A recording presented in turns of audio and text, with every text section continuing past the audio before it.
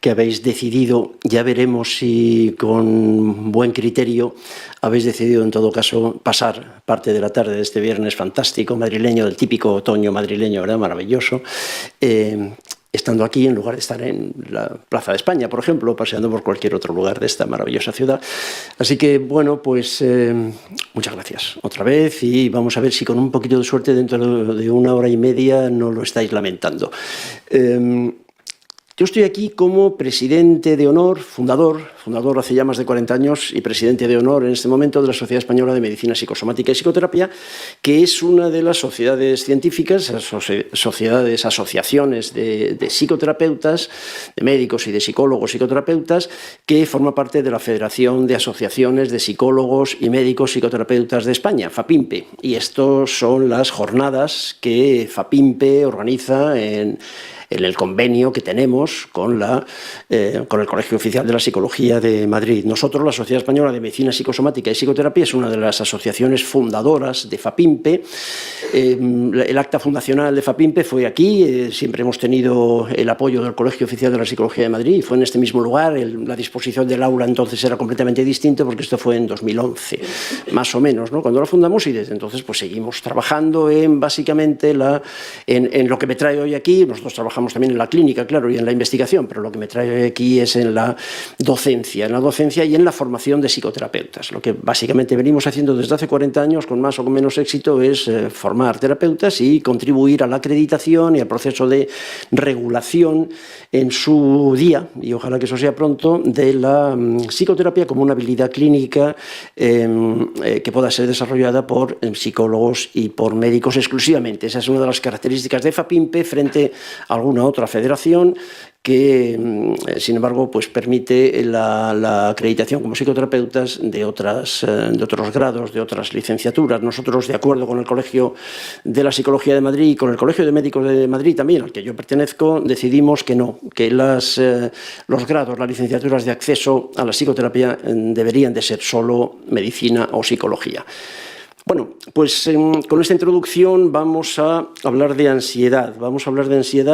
Empiezo por reconocer que estoy nervioso, es decir, que estoy ansioso, no por utilizar la palabra, porque nervioso era lo que decíamos cuando éramos jóvenes, cuando yo era joven. Vosotros sois jóvenes ya ahora, ¿no? Pero cuando yo era joven lo que se decía es que estoy nervioso. Sí, ahora lo que se dice es que tengo ansiedad.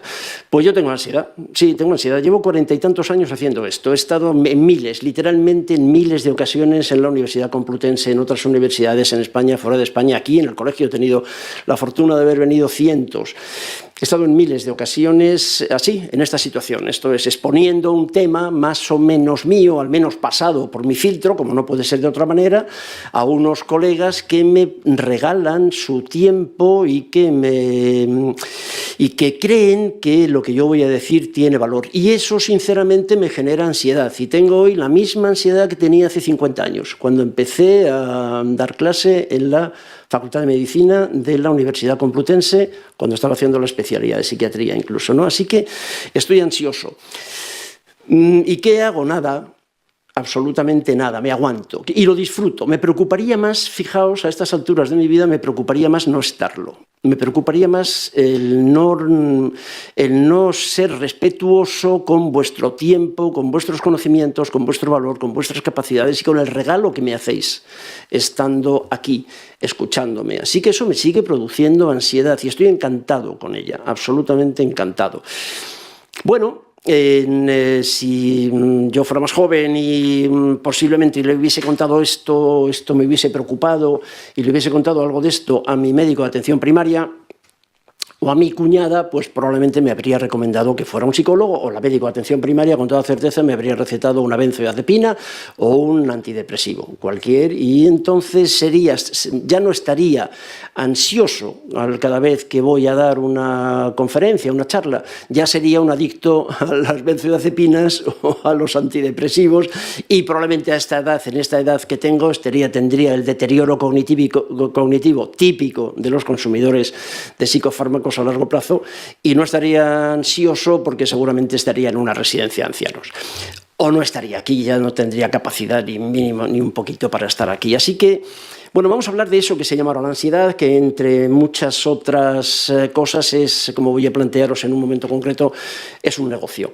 Pensé, me ha costado muchísimo trabajo, dejadme que os llore un poco más. Me ha costado muchísimo trabajo preparar esto. El día que me pidieron en FAPIMPE, porque nos toca, o sea, cada sociedad tiene ya habéis estado en más de una, y cada una de las sociedades tenemos hola Marta, tenemos la responsabilidad de hacer una sesión. Cuando nos tocó a nosotros, a la Sociedad Española de Medicina Psicosomática, se me ocurrió este tema, pues no pensaba que me iba a costar tanto, pero me ha costado muchísimo trabajo, mucho trabajo, y he tenido hasta hace 2 o 3 días he tenido un par de dudas. Si hablaba de ansiedad otra vez en términos de oficiales, académicos, de avances en el tratamiento de la ansiedad, y hablaba entonces o bien de los nuevos fármacos o de las nuevas alternativas terapéuticas o de las nuevas técnicas psicoterapéuticas para tratar la ansiedad, o venía en plan terrorista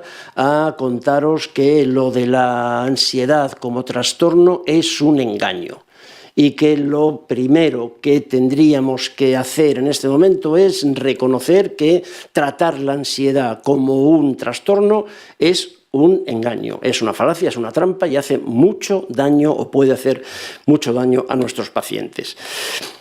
Nadie, decía La Rochefoucauld, nadie se vuelve loco sin un motivo. Esto es, las personas que están nerviosas, las personas diagnosticadas de trastorno de ansiedad en cualquiera de ese mare magnum catastrófico que nos dio el DSM-3. Siempre hago referencia, me gusta mucho Mario Vargas Llosa, y en una de sus novelas, Conversaciones en la Catedral, hay una frase de Mario que repito permanentemente, ¿no? Cuando le pregunta a otro de los personajes de la novela: ¿y cuándo se jodió el Perú, Zabalita?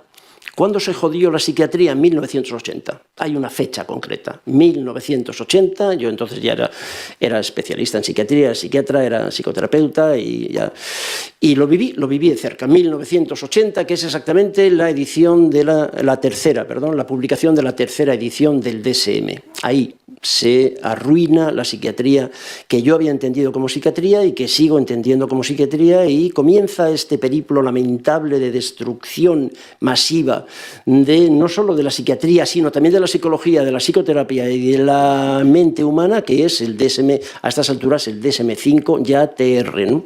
Texto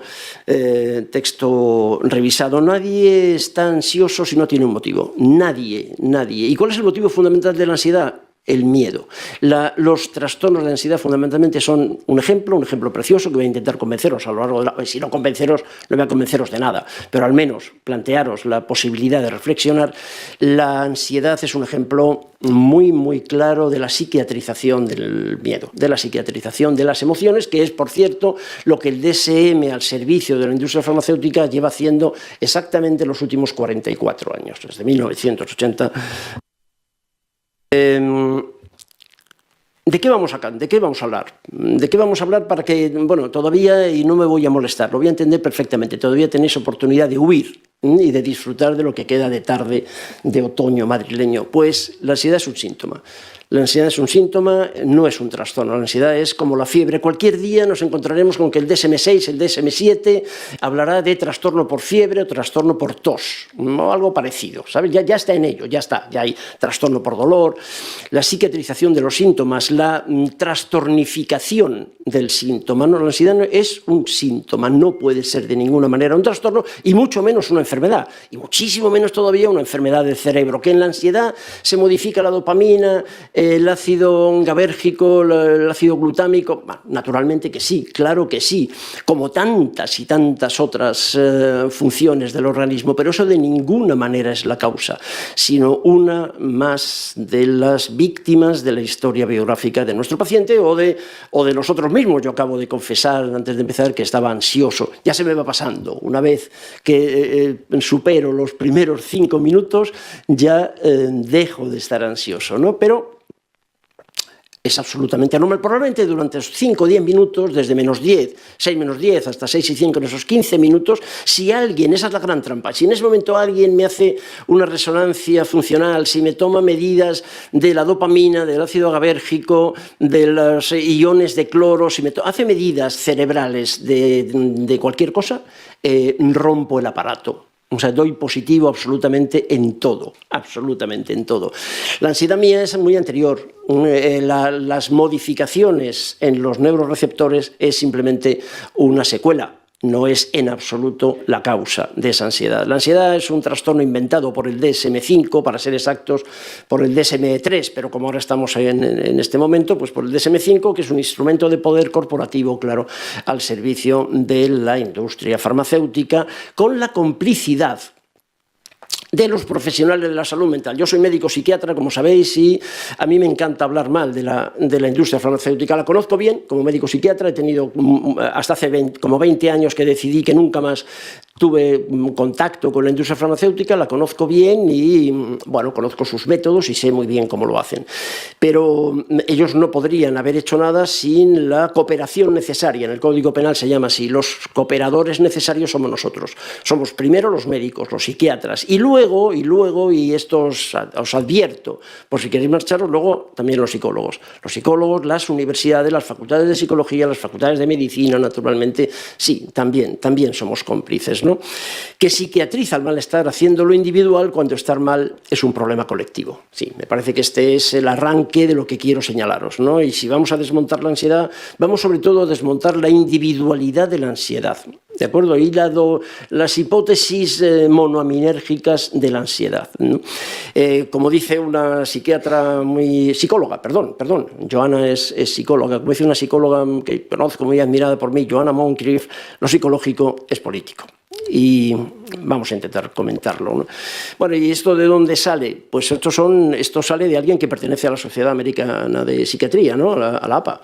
Esto es a esta institución que fabrica, que se inventa, que lleva años inventándose los DSM y que ha reseteado la mentalidad de 2 generaciones ya de psiquiatras y de psicólogos para llegar a donde hemos llegado. Este es uno de los carnés que nos mandaban diplomas, hay mucha... ellos hacen mucho proselitismo, están muy encantados de ser y nos mandaban cosas de estas, y este pues es del 2015, me parece, cuando hice la foto, y ya en el 2015 yo llevaba 19 años, ¿no?, de membresía. Me di de baja hace 2 o 3 años, definitivamente, decidí que yo ya no quería, que podía hablar mal de la APA con tranquilidad, lo llevo haciendo hace más tiempo, pero decidí que ya no tenía sentido seguir hablando mal de la APA y además pagarles $280 anuales, ¿no?, de cuota.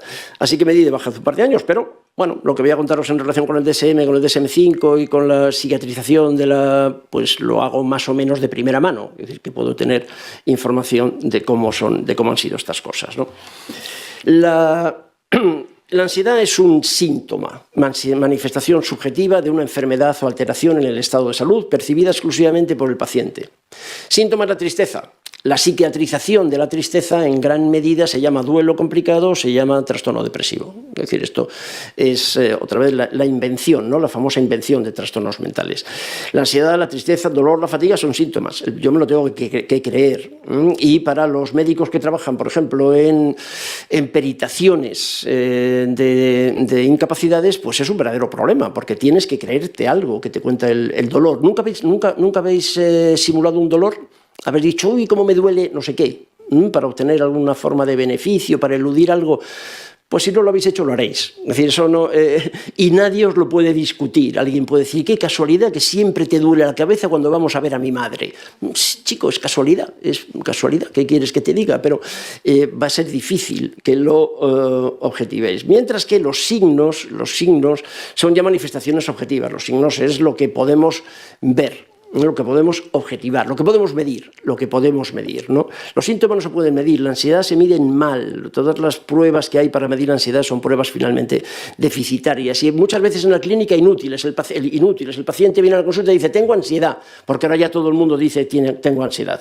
Esto, antes nos poníamos nerviosos, ahora el paciente viene, tengo ansiedad. Bueno, muy bien, tengo ansiedad, pues vamos a pasarte unas pruebas, le pasas 27 pruebas, sin exagerar.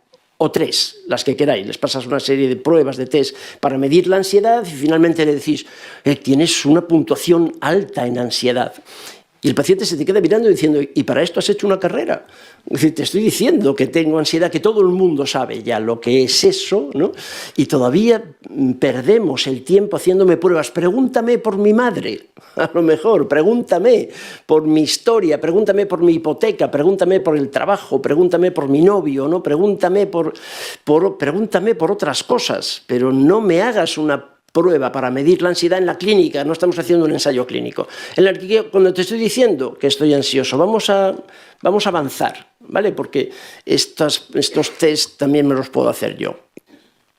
Y tampoco tienen, en todo caso, demasiado valor, como muy bien sabéis, ¿no? Signos son fiebre, taquicardia, hipertensión.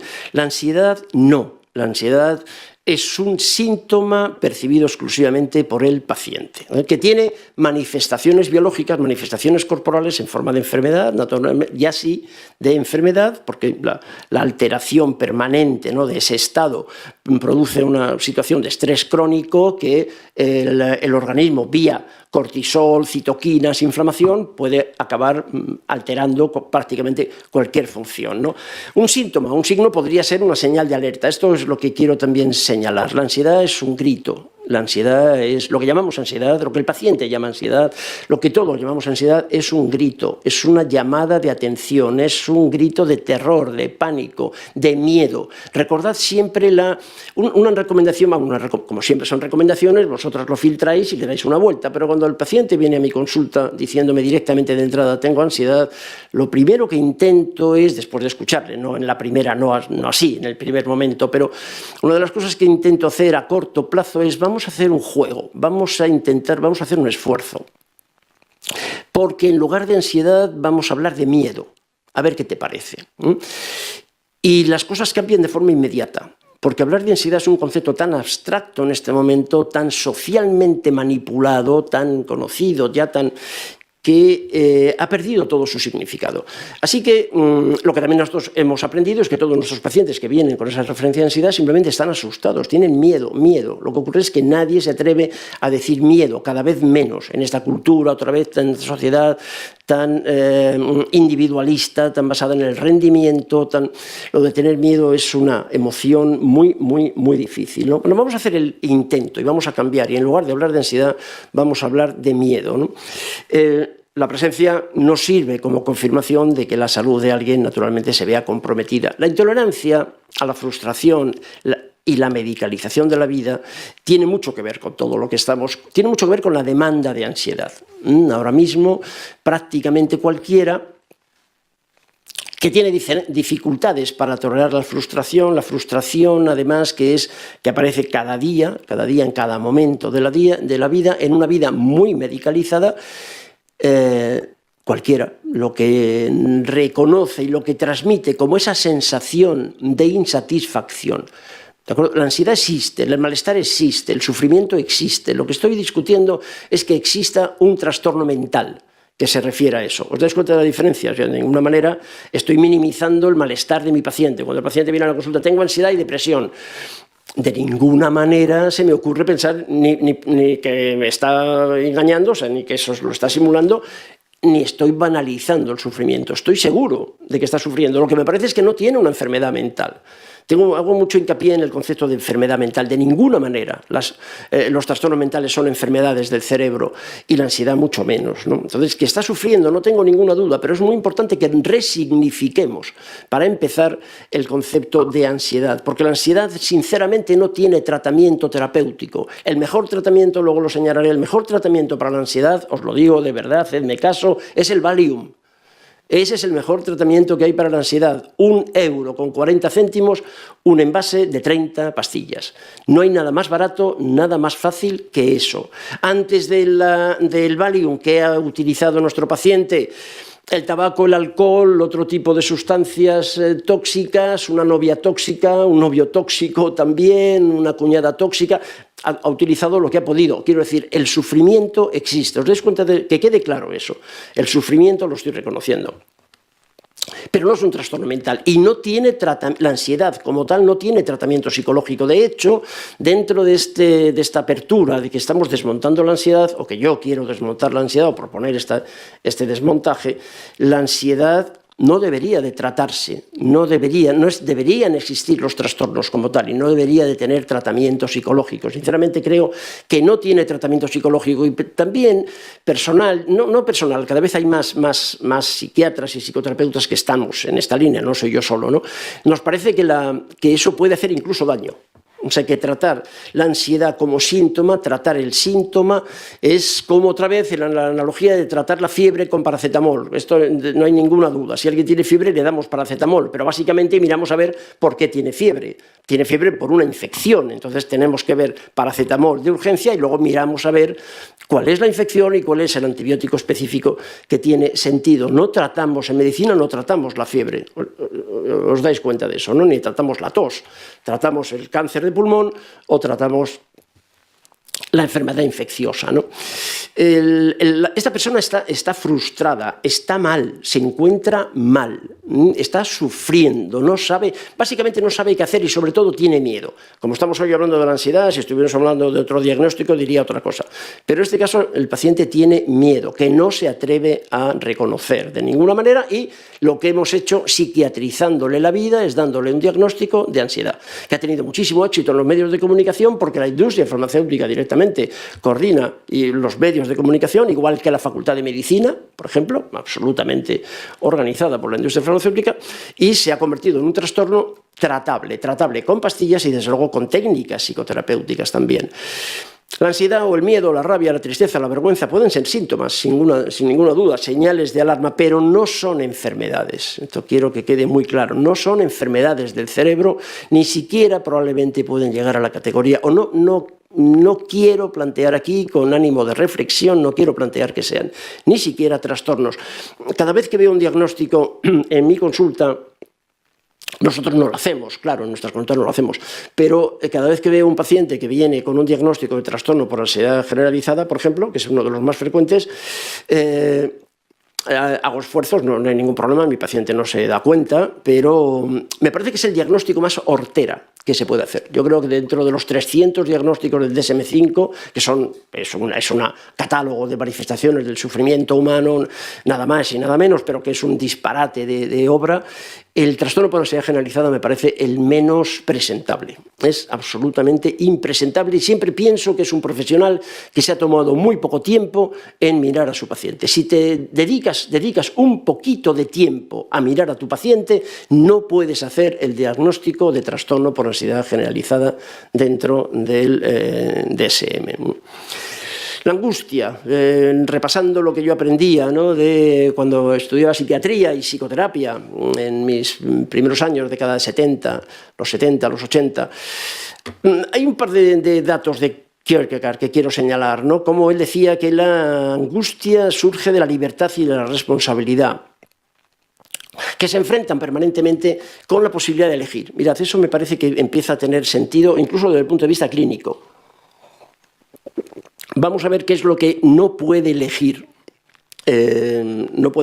nuestro paciente.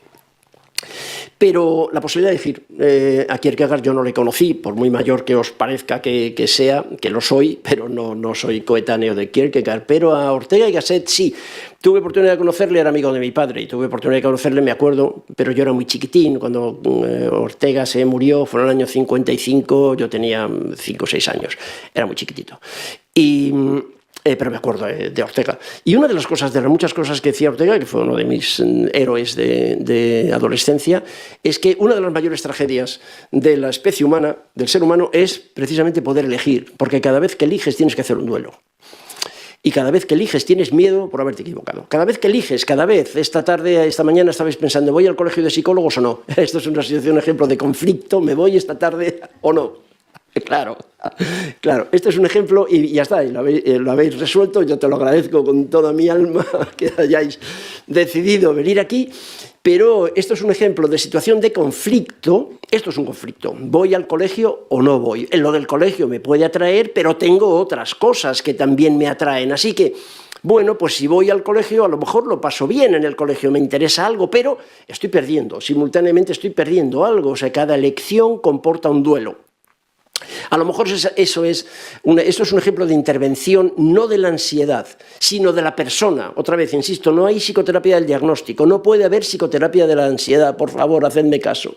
Hacedme caso por lo menos hasta las 8, hasta que nos vayamos. Hacedme caso. No se hace psicoterapia del diagnóstico. Hacemos psicoterapia de la persona, hacemos psicoterapia del conflicto. Y esto es un ejemplo de la persona en conflicto, y todos los conflictos generan ansiedad. Todos los conflictos, todos, por definición, todos, la mayor parte de las veces lo podemos manejar y no pasa nada. ¿De acuerdo? No pasa nada. Hacemos el duelo y, tomamos la decisión, pero todas las decisiones duelen, todas las decisiones. Kierkegaard lo pone muy bien en su tratado sobre la angustia. Pero esto ya lo decía Platón y como siempre Aristóteles. Aristóteles lo dijo absolutamente todo, ¿no? La angustia, decía él, decía, de mí depende mucho de lo que me suceda de aquí en adelante. Decía, esto está sacado más o menos literalmente de Kierkegaard, ¿no? Ese es un elemento que quiero incluir también de urgencia, lo he marcado en rojo, el conflicto, la noción de conflicto. Porque lo que produce ansiedad es el conflicto, ¿de acuerdo? Esto es. Y el tratamiento de la ansiedad es el manejo del conflicto, es ayudar a nuestro paciente a poder elaborar ese conflicto. Y ese es el diagnóstico que tenemos que hacer, el diagnóstico del conflicto. Y esa es la psicoterapia del conflicto, dándole al paciente capacidad de recursos para que pueda elegir con el menor duelo asociado. Y conociendo, incrementando el autoconocimiento, sabiendo lo que está eligiendo, sabiendo lo que está perdiendo y sabiendo por qué y a qué tiene miedo. Y hablar del miedo. Y no evitar el miedo, como sabéis, ¿no? No, el miedo es una emoción básica que nos salva la vida cada día, ¿no? Ser valiente. Ser valiente, el miedo no se puede evitar, no se debe evitar. De hecho, la mayor parte de los pacientes angustiados lo están por evitar el miedo. También, curiosamente, están aterrorizados, pero no pueden reconocerlo como tal. El concepto de conflicto, la angustia, decía Kierkegaard, es el vértigo de la libertad de la posibilidad. La libertad de la posibilidad infinita, el vértigo. Yo he tenido oportunidad de ver cuando estaba en el hospital y luego fuera también del hospital, de la princesa, el vértigo como consulta, el vértigo como motivo de consulta, el vértigo psicógeno, que era los que nosotros veíamos en el hospital, como motivo de consulta, y es un ejemplo precioso. O sea, el vértigo en la consulta del paciente es el vértigo de Kierkegaard, ¿no? De esa libertad de la posibilidad, el vértigo. Y me da vértigo. Cuando le preguntas al paciente en qué situación vital está en este momento, entiendes y lo desarrollas, entiendes perfectamente que le dé vértigo. Vértigo el cambio, vértigo la posibilidad, vértigo, por ejemplo, la posibilidad de disfrutar, cuando su mandato, sin embargo, sistémico es que no lo haga, ¿no? Todo eso produce vértigo y produce mucha angustia, ser fiel al sistema o fiel a mi desarrollo. Eso es una locura, eso es un vértigo y eso es una ansiedad que habéis pasado todas y todos hemos pasado por ese vértigo, por ese conflicto, ¿no? Y por esa ansiedad. La ansiedad que tiene que ver con el crecimiento, con el desarrollo, con la separación del núcleo familiar, ¿no? Con el pasar de la simbiosis a la individuación. Eso, por definición, es un conflicto y eso nos ha generado ansiedad siempre, angustia siempre, que lo hemos resuelto ¿cómo? Bueno, pues como la mitad de la población aproximadamente tiene un estilo de apego, tiene un apego seguro, pues tiene más o menos recursos para sobrevivir. La otra mitad de la población que no tiene ese apego seguro, no tiene recursos, ¿y dónde está? En nuestra consulta. Exactamente. Claro, en nuestra consulta o consumiendo drogas, viendo telediarios compulsivamente en la tele, yo qué sé, están haciendo cosas, cada uno hacemos cosas, ¿no? Para intentar adaptarnos, ¿no?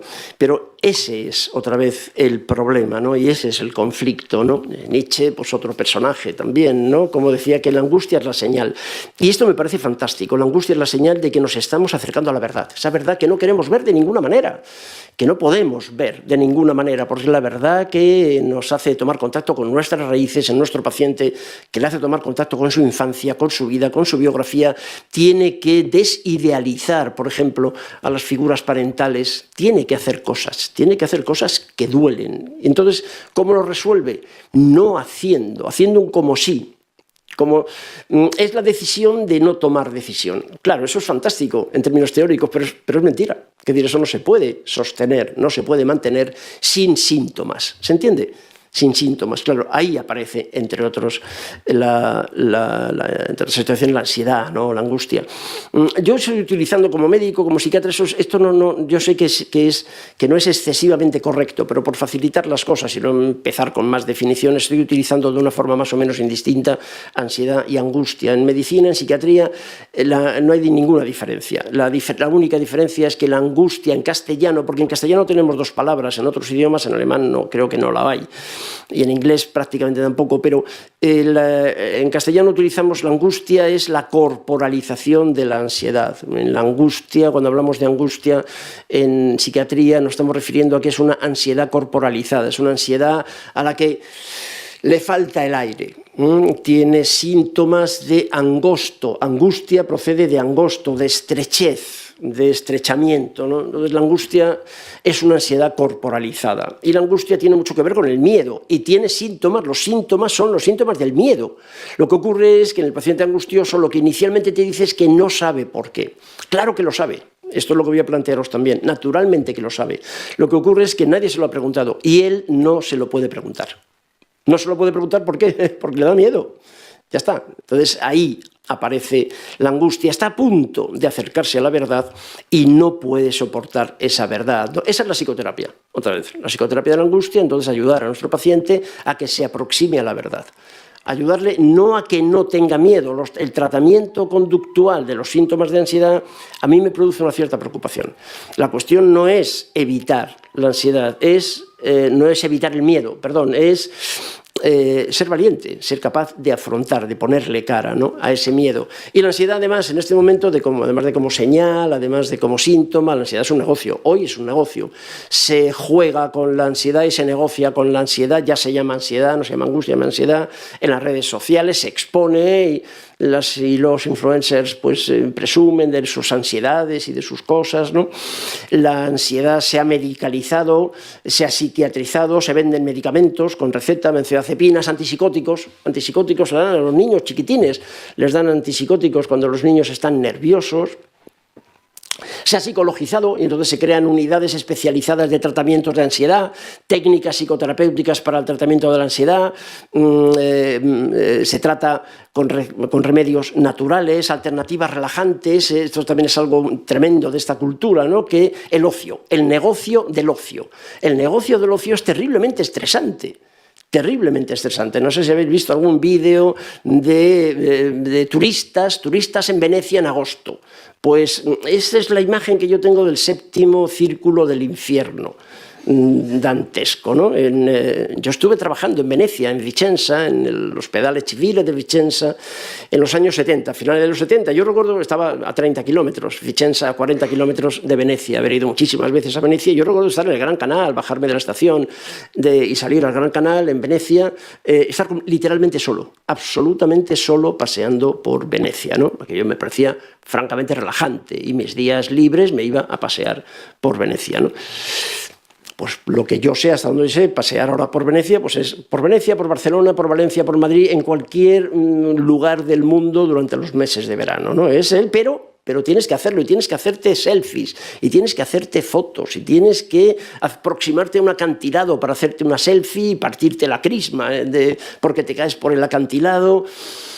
Es decir, es absolutamente ansioso, ¿no? Luego nuestros pacientes, uno de los peores meses que hay para ver en psiquiatría, en ingresos psiquiátricos y en consultas es septiembre, a la vuelta de las vacaciones, y en Navidades. Como sabéis, en Navidades, el día de Navidad es el día que más peleas familiares hay.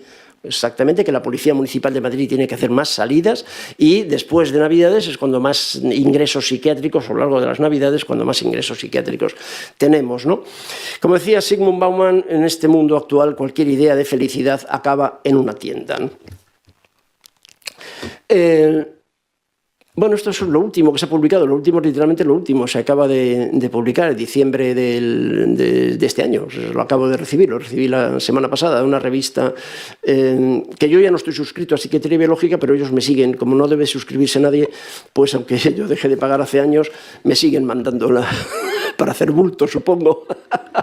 Como es una revista que promociona y que promociona exclusivamente la industria farmacéutica, la mayor gloria de sus camelos, Pues entonces, aunque dejé de pagar hace años, porque me parece lamentable, pero me siguen mandando estas cosas, ¿no? Bueno, pues ahora están con las plantas medicinales. Ahora lo que se les ocurre, ya que el resto de los fármacos, los psicofármacos, para tratar la ansiedad se han demostrado un fracaso, pues entonces ahora están con las plantas medicinales. Bueno, pues mira, en esto estamos, chicos, fantástico, ¿no?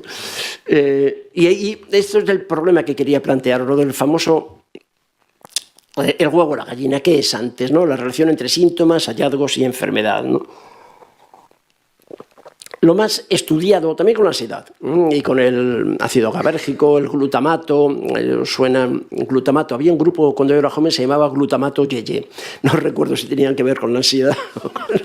si la APA los hubiese pillado, los pondría de influencer también para... Pero habéis oído hablar de todas estas sopas de neurotransmisores, ¿no? Pero en la depresión es lo que más se ha hablado, ¿no? Sabéis que se encuentran alteraciones en los circuitos de los neurotransmisores, la serotonina sobre todo, habéis oído hablar de la serotonina, la depresión, la noradrenalina, la depresión, la dopamina en el TDAH, en la esquizofrenia, el glutamato en los trastornos de ansiedad. Todo eso es mentira. Que eso sea la causa es rigurosa y absolutamente mentira. No fueron más que en su momento modelos de marketing muy útiles para el lanzamiento y para la explicación, y yo me lo creí en los años 80 cuando me lo contaron por primera vez, y 40 años más tarde ya se sabe que es absolutamente falso. No son más que hay alteraciones, cuidado con esto, que hay alteraciones en la serotonina, en el metabolismo de la serotonina, en la depresión, no lo discute nadie. Lo que estoy discutiendo, no estoy discutiendo porque ya no es discutible.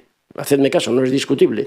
Lo que no es discutible en este momento es que las alteraciones en la serotonina y la depresión son una consecuencia más de la historia, de la biografía de la persona, ¿de acuerdo? No son la causa de la sintomatología o del sufrimiento de la persona, no son la causa. Y todos los tratamientos que tengan que ver entonces con la recaptación, la inhibición de la recaptación, todos los tratamientos son rigurosos y absolutamente falaces.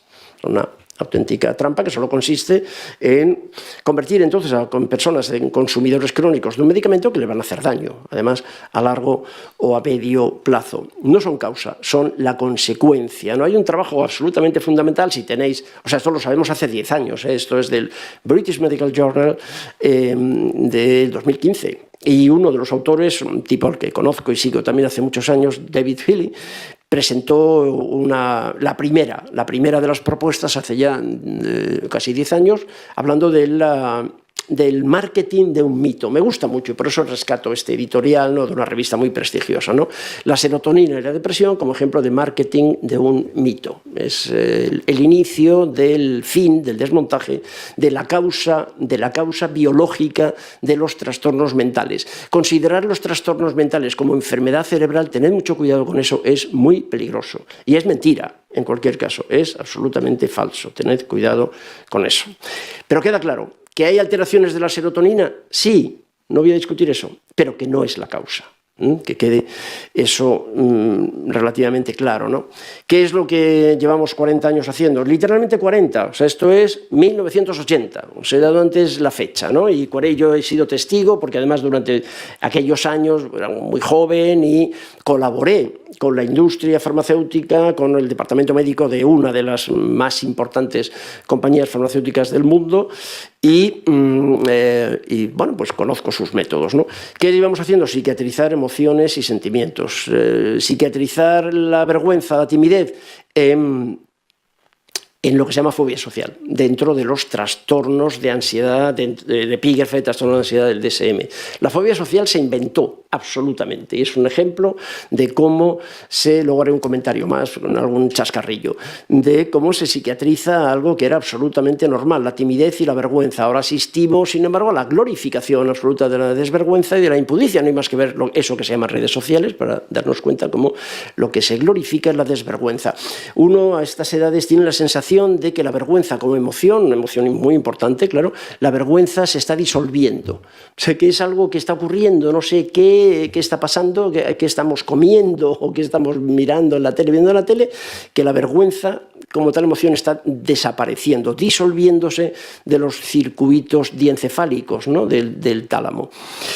La preocupación, la anticipación, el miedo se ha convertido en trastornos de ansiedad, la tristeza, depresión y su epidemia de depresión. No hay una epidemia de depresión en absoluto, no, nunca ha habido una epidemia de depresión, nunca. Lo que se ha hecho es bajar los criterios para diagnosticarte de depresión. Con que estés un poquito triste, no sé ahora mismo cuántos somos aquí, cuántos estáis en casa, pero que sepáis que el 25% de los que estamos aquí presentamos un trastorno mental.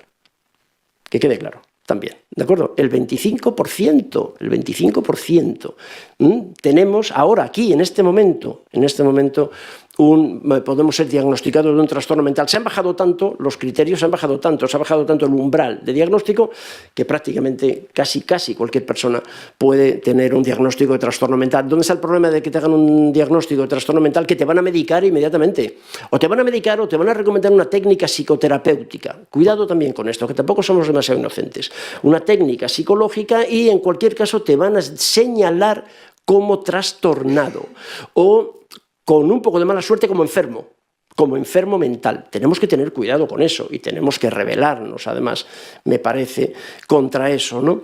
La inquietud, el aburrimiento, la curiosidad, la impaciencia, los niños curiosos, ya no hay niños curiosos. ¿Os habéis dado cuenta? Esto lo decía Stefan Zweig, que a él le llamaba la atención la cantidad de niños curiosos, creativos, inteligentes, valiosos, capaces de hacer cosas que había en un kindergarten, que había en una guardería, que había en un colegio, y los pocos adultos creativos, ingeniosos, curiosos que había, ¿no? en la época. Sí, los sistemas educativos se cargan otra emoción básica en el desarrollo de la humanidad, que es la curiosidad.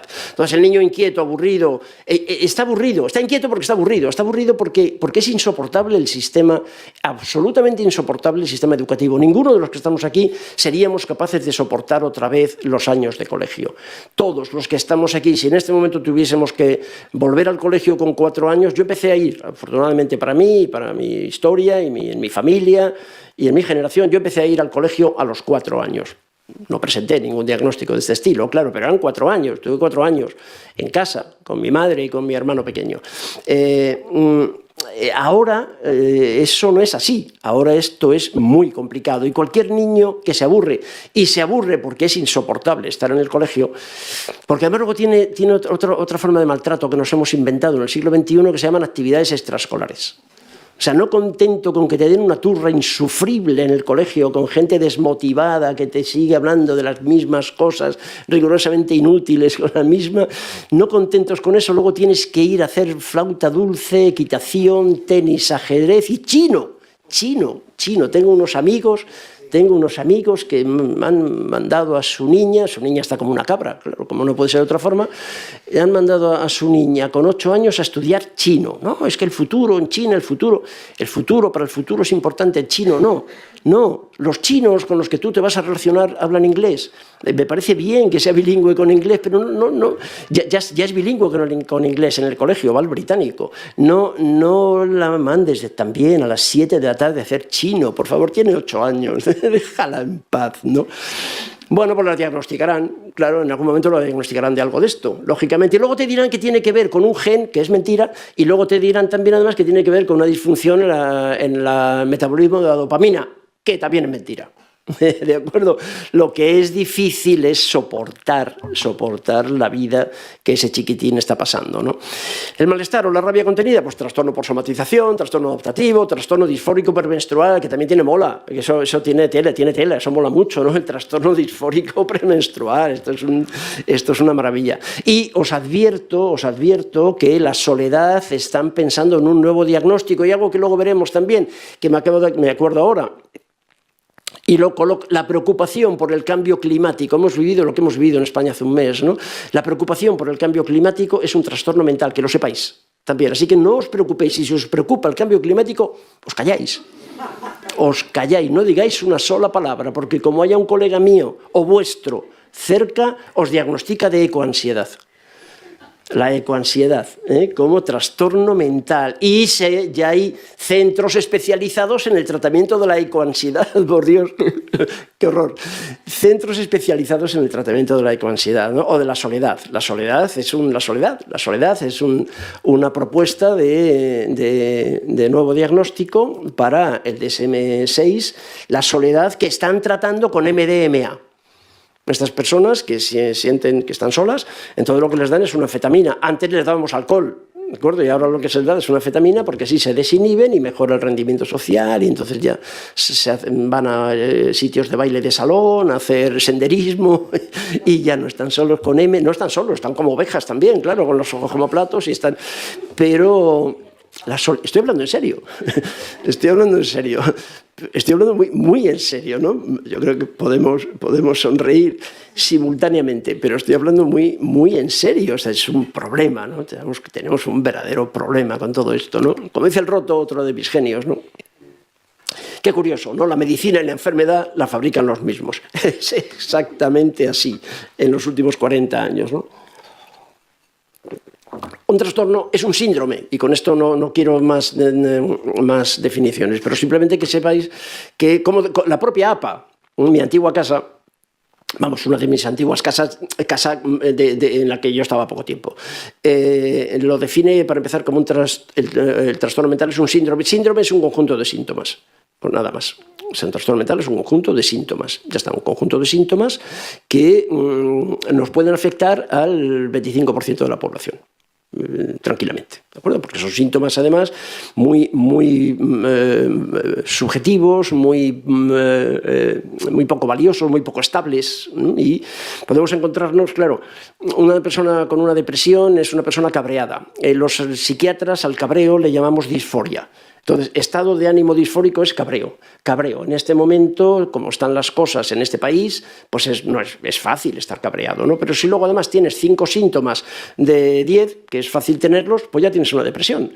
Ya está, es relativamente simple. Si tienes 5, tienes una depresión. Otra persona cabreada tiene los otros 5 y también tiene una depresión.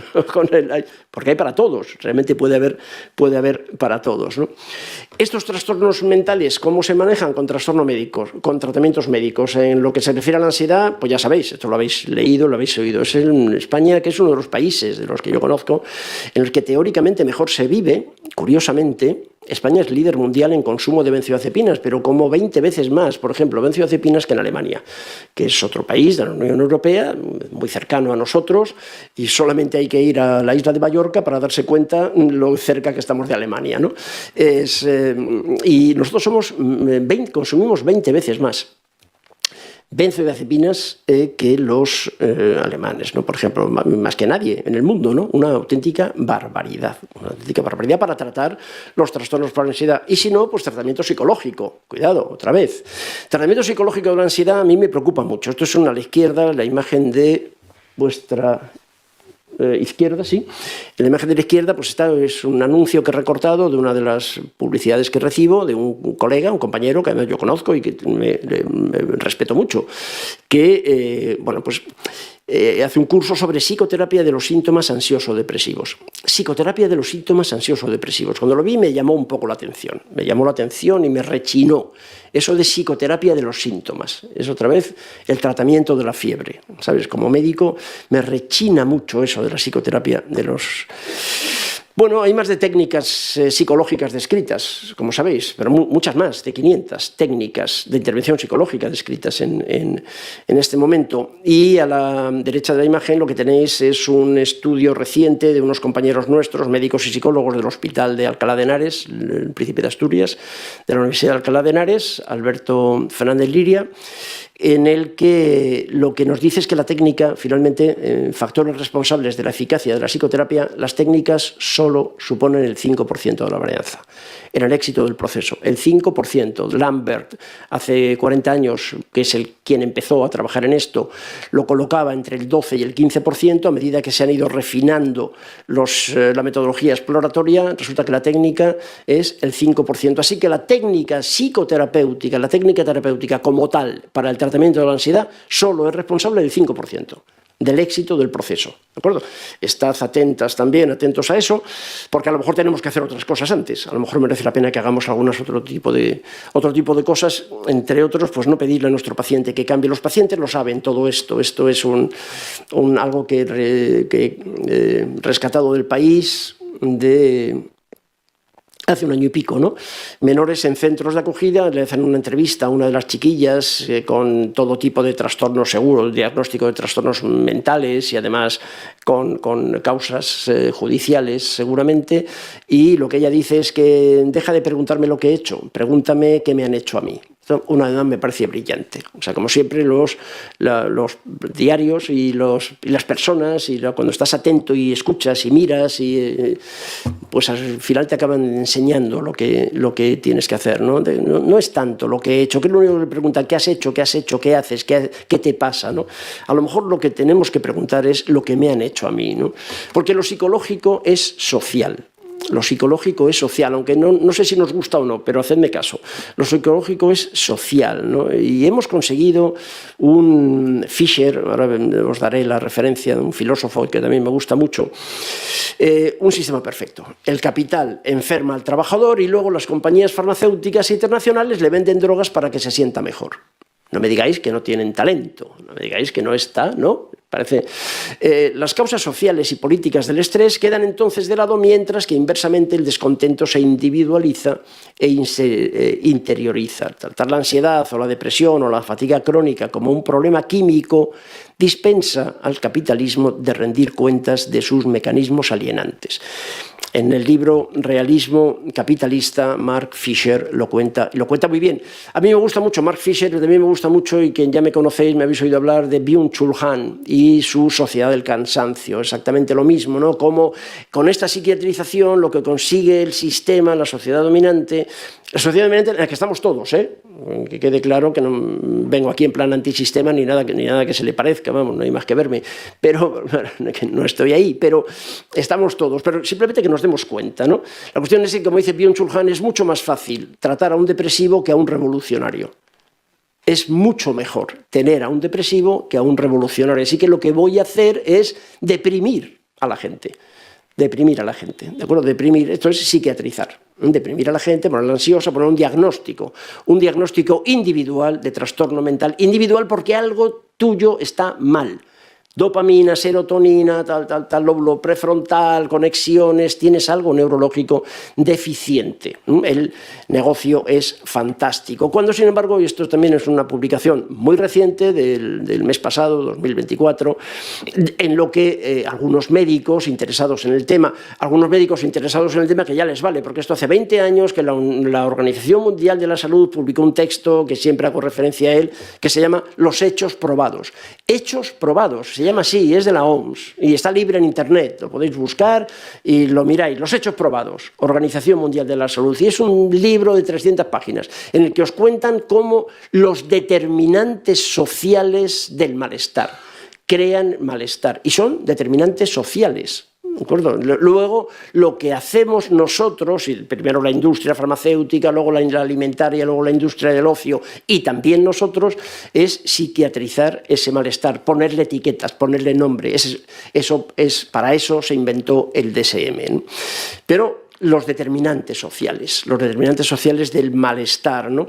¿Qué pasa con esos determinantes sociales? La pobreza, la miseria, la precariedad, la sobreexigencia. ¿Los puedo arreglar? ¿Yo los puedo arreglar? No los puedo arreglar, pero si no puedes arreglar no puedes arreglar mi precariedad, cómo vivo, mi casa, la pobreza, si no lo puedes arreglar, no me vuelvas loco. Fijad lo que quiero deciros.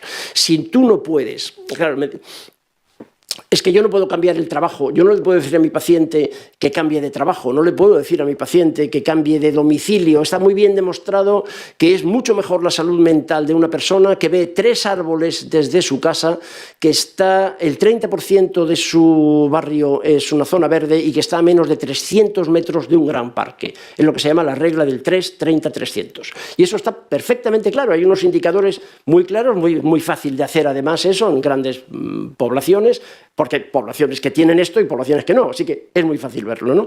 Yo no puedo decirle a mi paciente que se vaya a vivir a Alfonso XII, algunas privilegiadas tienen la consulta en Alfonso XII mirando el Retiro, pero eso es raro, eso quiero decir, yo no puedo hacer eso. Ahora bien, no puedo hacer eso, pero si no puedes cambiar estos determinantes sociales, no puedes cambiar a mi mujer, mi marido, mi familia, la historia, no puedes cambiar mi historia, mi abuso sexual, no puedes cambiar eso, no me vuelvas loco. No me vuelvas loco. Te digo lo que quiero decir. No me digas entonces que soy un trastornado, que tengo una enfermedad mental, que padezco una depresión, un trastorno por ansiedad generalizada, un trastorno por pánico, una agorafobia, un trastorno por separación en un chiquitín, hablando de criterios de trastorno de ansiedad, ¿no? Una depresión o una esquizofrenia. La esquizofrenia es la esquizofrenia es un proceso adaptativo, la esquizofrenia es lo mejor que puede hacer una persona en un momento concreto de su vida para sobrevivir. Hacedme caso. No, hacedme caso hasta las 8, quiero decir, hacedme caso este ratito. Luego salís y decís que no, faltaría más, pero sí, eso es exactamente así. No me vuelvas loco, no me hagas el diagnóstico. Legitima la situación. Oye, lo estás pasando muy mal, entiendo tu dolor, entiendo tu sufrimiento, y ahora vamos a ponerle nombre, entiendo entonces tu rabia, no estás deprimido, estás rabioso. Yo llevo años viendo, y esa epidemia de depresión es mentira, nunca ha habido una epidemia de depresión, lo que veo es personas enfadadas, muy disfóricos, muy cabreados, muy rabiosos, rabia que no pueden además expresar. Rabia que no pueden expresar, miedo que no pueden expresar. De ahí aparece entonces el trastorno por ansiedad. Es puro miedo, imposible de expresar, ¿no? Eso se mete en esa máquina de picar carne que se llama DSM-5, es un listado de síntomas. El DSM-5 no es más que, y nada menos, que un catálogo de las manifestaciones del sufrimiento humano. Entonces, ahí haces un listado de síntomas que lo hace un ordenador. La psiquiatría es la primera especialidad que va a desaparecer con un poquitín más de desarrollo de la IA. Un poquitín más, o sea, 10 días. Aproximadamente 10 o 15 días, la psiquiatría desaparecerá, porque cualquier persona meterá, no tiene que estar 2 horas esperando a que le vean cada 6 meses en un centro de salud, meterá sus síntomas en un teclado, esos síntomas se cotejan con el DSM-5, eso lo programa un niño, un adolescente de 12 años, y le sale un diagnóstico, más de un diagnóstico normalmente, claro, y un tratamiento. O sea, realmente la psiquiatría, tal y como la entendemos hasta ahora, en este momento, desaparecerá en cuestión de pocos años, ¿no? Se hace una categoría que he puesto aquí como ejemplo, trastorno por ansiedad generalizada, e inmediatamente un tratamiento farmacológico, ¿no? En el DSM-5, ya que estoy hablando del DSM-5 por alusiones, pues aquí tenéis todas las barbaridades que sé. Todo esto se hizo tomando café, comiendo, los expertos, un 87% de los expertos que hicieron esto tenían intereses en industrias farmacéuticas, todos con un conflicto de... Todos, 87%, perdón, con un conflicto de intereses de una manera escandalosa, absolutamente escandalosa, y los epígrafes del DSM se hicieron discutiendo, tomando café, pues cambiando cromos, te cambio este por este, ¿tienes tratamiento médico? No, si no tienes tratamiento médico, déjalo porque entonces no. Así se hizo, exactamente así se hizo, ¿no? Está también marcado aquí en rojo el trastorno de ansiedad inducido por sustancias o medicamentos. Claro, esa es otra historia. Tengo pacientes que toman 7 medicamentos, 8 medicamentos para la hipertensión, para el colesterol, para la protección gástrica. Estos medicamentos que se sabe que son absolutamente inútiles. Solo el 10% de los medicamentos que se venden en España en la farmacia, solo el 10% son realmente útiles. Lo demás es basura. Es placebo, en algunos casos con suerte, y en otros casos hacen mucho daño, solo el 10%. Así que este paciente que toma 7 medicamentos, entre los que he mencionado algo para el colesterol, para la tensión, para no sé cuántos, es muy probable que tenga síntomas, por ejemplo, síntomas muy fáciles que son desde el aplanamiento afectivo, que se diagnostica como depresión y entonces se pone un antidepresivo, o la agitación, que se diagnostica como ansiedad y se le pone un ansiolítico, o el insomnio, que se diagnostica como insomnio y se le pone también otro fármaco. Así que está tomando 7 medicamentos para enfermedades corporales y otros 5 para trastornos mentales. Y tú vas a una farmacia, fijaos, por favor, en eso, y vais a una farmacia, veis a una persona de mi edad, una persona mayor, y van con una bolsa de Carrefour a la farmacia porque llevan 20 medicamentos. Ponen allí la tarjeta electrónica y si os toca un ancianete delante de vosotras os podéis ir a merendar y volver, porque tienen Sí, estoy hablando en serio, ¿nunca os ha pasado eso? Podéis ir hasta que termina el cliente ancianete con su tarjeta electrónica, os tomáis unas cañas y luego, que es una de las cosas que se hace para combatir la ansiedad, y luego pues volvéis a la farmacia, ¿no? Porque pueden estar una hora atendiendo, a mí me da muchísima pena eso, porque me consta, a veces lo veo y lo miro y veo lo que está tomando ese pobre anciano y me da muchísima pena, muchísima pena. Todavía no he sido capaz. Todavía, pero estoy en ello, lo estoy trabajando. Quiero decir que no he sido capaz de montar una bronca en la farmacia, pero con los años uno va perdiendo filtros y quizás en algún momento se me ocurra, ¿no? Dice Allen Francis, el que fue el chairman del DSM-4, ¿no? Y que abandonó el DSM-5. Somos todos enfermos mentales. Este es un librazo que a mí me gustó mucho, ¿no? Y que explica algunas de las cosas que estoy contando aquí. ¿Somos todos enfermos mentales? Pues estamos en ello, están en ello y tenemos que, y lo que quiero señalar aquí es que desde una visión muy optimista, es que simplemente tenemos que estar atentos y no dejarnos, ya está, y poder estar nerviosos y reivindicar la vergüenza, y reivindicar la tristeza, y reivindicar la rabia, y reivindicar el miedo. El miedo que yo tenía aquí cuando he llegado a las 6 menos cuarto y que he confesado. Y poder reivindicarlo, estoy encantado. Si me siento francamente bien, estando nervioso cada vez que me coloco en un grupo como este, ¿no? Me parece que ese respeto hacia vosotros, que esa ansiedad me parece adaptativa. Y es la que hace además que, bueno, que he estado durante muchos días preparando y pensando en vosotros, ¿no? Estos son algunos de los criterios, decíamos, os contaba antes, ¿no? Las personas con ecoansiedad. Ya hay una escala. A mí esto me sobrecoge también, ¿no? Como médico psiquiatra, los psicólogos tienen mucha más experiencia, claro, en utilizar test. Hay miles, no sé cuántos, 20, 30, 40.000 test validados en el mundo, ¿no? Y os encanta lo de los test. Y bueno, pues esta es una noticia del Medscape que validan en Sudamérica, pero en Sudamérica, vamos, en cualquier lugar, una escala para detectar personas con ecoansiedad. ¿Hace falta una escala para evaluar? ¿Y hace falta el diagnóstico de ecoansiedad? ¿Os dais cuenta de dónde vamos? Que nos van a diagnosticar de ecoansiedad. O sea, que estéis atentos, ¿no? Porque esto es. Y en el momento en el que te diagnostiquen de ecoansiedad, te van a mandar a una clínica especializada, que van a decir nada más que es multidisciplinar. Y te va a ver un psiquiatra, un psicólogo, un trabajador social, un agente de viajes, naturalmente, y un personal shopper. Esto es, y un meteorólogo, no sé qué, pero como va a ser multidisciplinar, que es lo que, con el paraguas de lo multidisciplinar se diluyen las responsabilidades y se diluye algo que, sin embargo, es absolutamente fundamental en psicología, en psicoterapia, que es el vínculo único, el vínculo personal.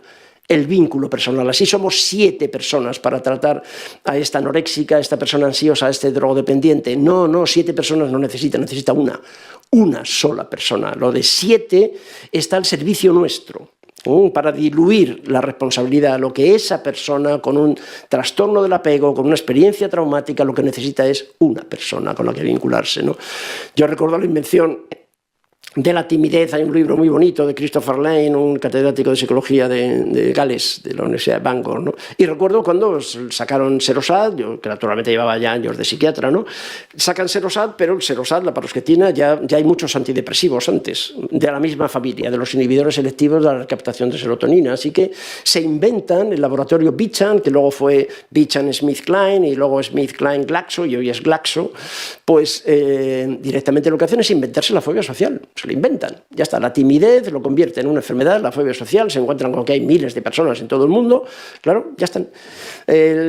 Había que también vender alprazolam, entonces se inventan el trastorno de pánico y se lo inventan de una forma genial, ¿no? Preguntando a la gente, ¿a usted le pasa esto? Y había mucha gente que le pasaba eso, ¿no?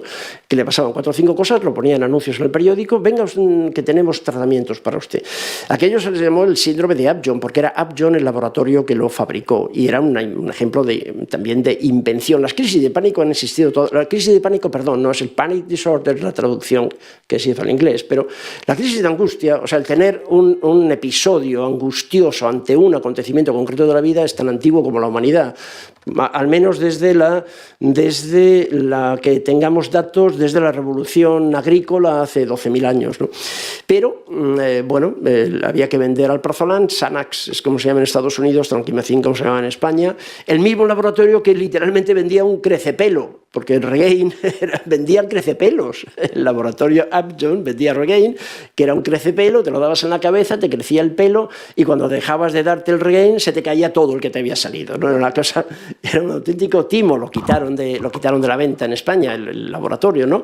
Y aquí tenéis algunos de los síntomas del síndrome de abstinencia de alprazolam, es un medicamento que produce rápidamente una dependencia de la que luego es difícil de salir. Para salir de esa dependencia y de ese malestar, entonces utilizamos antidepresivos, esto es una cascada iatrogénica terrorífica, ¿no? Y se inventaron además, la APA se inventó lo de la comorbilidad. Lo de la comorbilidad, que es que una persona, entonces una sola persona puede tener 6 diagnósticos, porque con el DSM es perfectamente posible, puede tener 6 diagnósticos, ¿no? Porque la ansiedad realmente, si os dais cuenta, está en todas partes, absolutamente en todas partes. Cuando pensaba en esto, de que la ansiedad en todas partes, me vino a la cabeza esta película, que estamos ahora en la época en la que esta película se suele recuperar, ¿no? El amor está en todas partes, el amor está en todas partes, la canción con la que comienza la película, una canción muy antigua que era de Wet, me parece que los autores originales. La ansiedad en todas partes, no hay ni un solo diagnóstico. Revisad el DSM-5, revisadlo.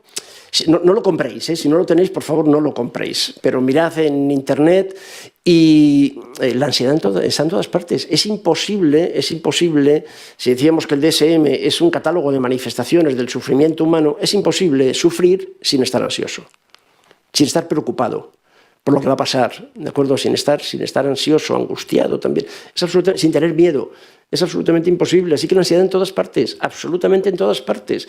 Una persona con un diagnóstico de trastorno por ansiedad generalizada tiene insomnio y probablemente tiene trastorno por somatización y seguramente tiene trastorno de personalidad y seguramente tiene también trastorno alimentario o trastorno por consumo de sustancias o trastorno adaptativo. Le podemos hacer 6 o 7 diagnósticos DSM y para cada uno de ellos le damos un tratamiento, lo cual no deja de ser francamente chocante, ¿verdad? Porque no.